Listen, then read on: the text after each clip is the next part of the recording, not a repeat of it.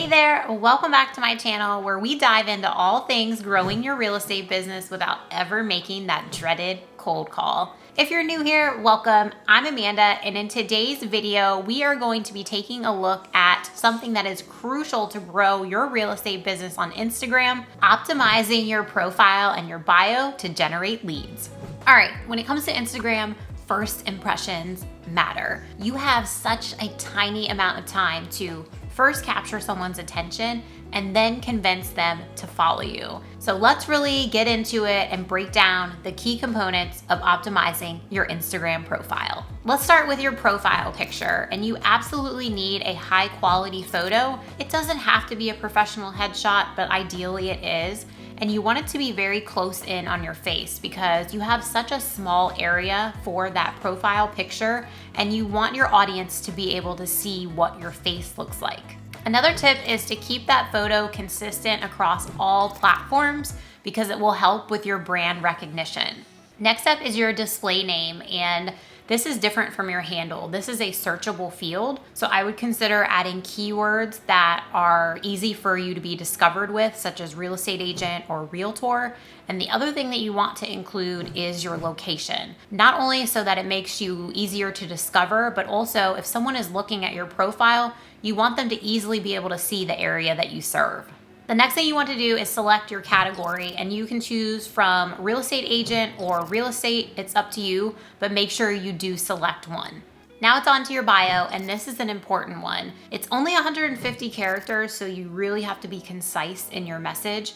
You want to share what you do and who you serve, and this is where you speak to your ideal client. If you have a niche, highlight it here. It's where you share who you're going to help and how you help them. Emojis can be eye-catching, but I recommend using them strategically, and keep in mind, you only have 150 characters. Next is your links, and this is one that I see a lot of agents skip over, and it really is important to include all of your links. I recommend using Linktree so that you have a central hub for all of them, but this is where you share all of your important information and make it really easy for your audience to access. You can link to your website, your other social profiles, your seller guide, your buyer guide, or if you have a niche, like in my case, I have an upsizer guide. Whatever it is that you feel is important to your business for someone to be able to contact you or even just learn more, include that in your links.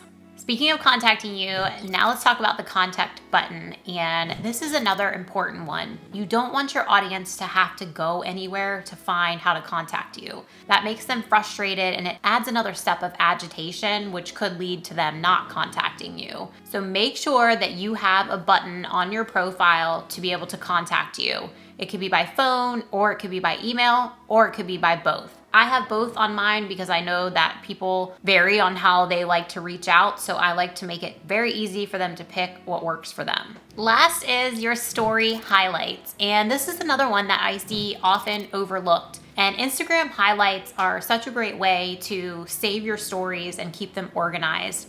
And what this does for your profile is gives you a way to, I would say, assign categories to your stories that are applicable to your business. And that's a great way to be able to showcase your knowledge and what you do with your audience.